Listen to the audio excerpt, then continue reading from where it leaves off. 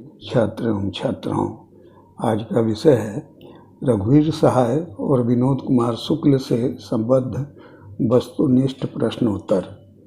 पहला प्रश्न है, रघुवीर सहाय का जन्म कब हुआ था? 9 दिसंबर 1929, 9 दिसंबर 1909 ईस्वी, 9 दिसंबर 1919 ईस्वी या 9 दिसंबर 1900 ईस्वी। फिर से सुनिए, रघुवीर सहाय का जन्म कब हुआ था? 9 दिसंबर 1929 ईस्वी, 9 दिसंबर 1909 ईस्वी, 9 दिसंबर 1919 ईस्वी या 9 दिसंबर 1900 ईस्वी।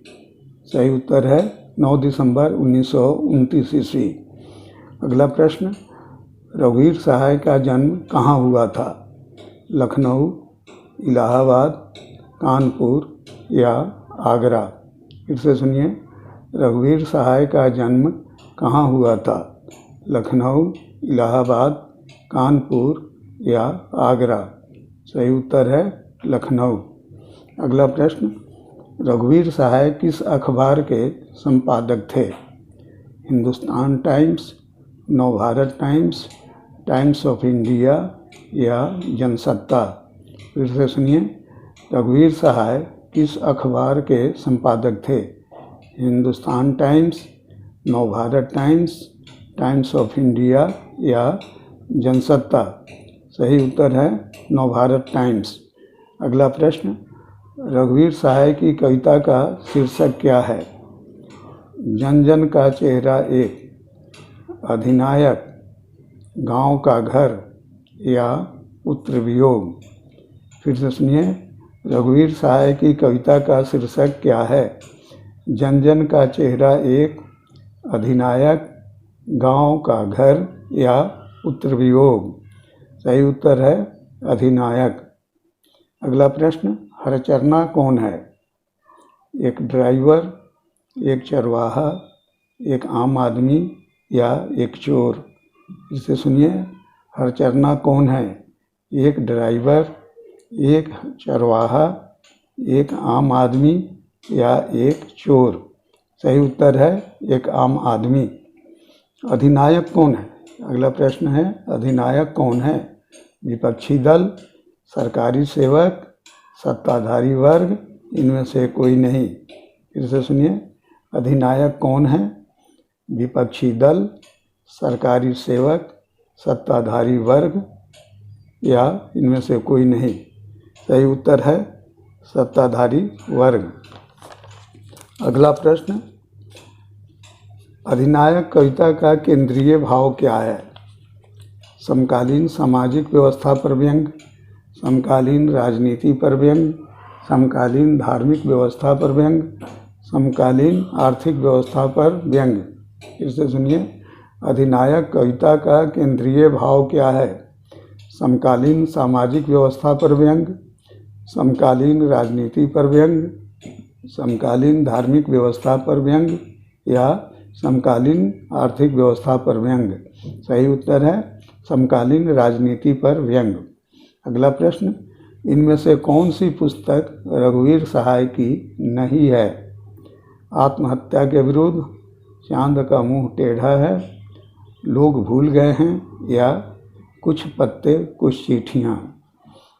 फिर से सुनिए, इनमें से कौन सी पुस्तक रघुवीर सहाय की नहीं है? आत्महत्या के विरुद्ध, चांद का मुंह टेढ़ा है, लोग भूल गए हैं या कुछ पत्ते कुछ चिट्ठियाँ।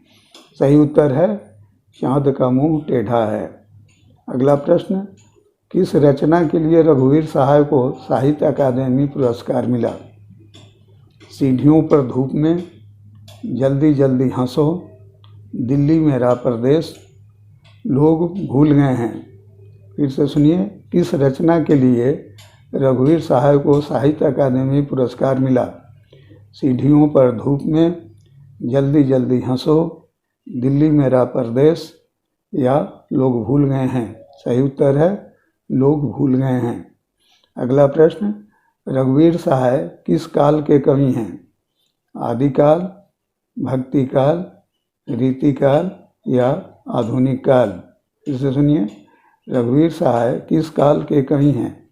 आदिकाल, भक्तिकाल, रीतिकाल या आधुनिक काल? सही उत्तर है आधुनिक काल। अगला प्रश्न, रघुवीर सहाय किस तरह के रचनाकार हैं? गीतकार, गजलकार, नाटककार या नई कविता के कवि? फिर से सुनिए, रघुवीर सहाय किस तरह के रचनाकार हैं? गीतकार, गजलकार, नाटककार या नई कविता के कवि? सही उत्तर है नई कविता के कवि।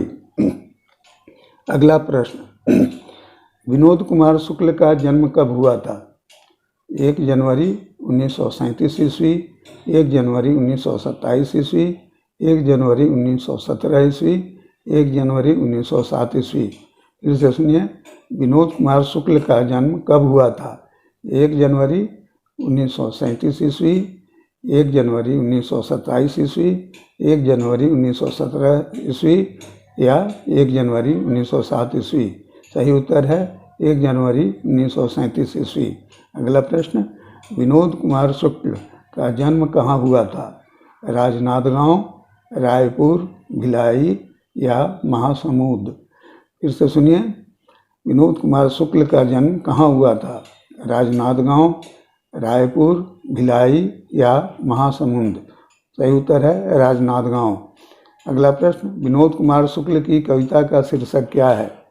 पुत्र वियोग, गांव का घर, अधिनायक या प्यारे नन्हे बेटे को? फिर से सुनिए, विनोद कुमार शुक्ल की कविता का शीर्षक क्या है? पुत्र वियोग, गांव का घर, अधिनायक या प्यारे नन्हे बेटे को? सही उत्तर है प्यारे नन्हे बेटे को। अगला प्रश्न, प्यारे नन्हे बेटे को कविता में लोहा किसका प्रतीक है?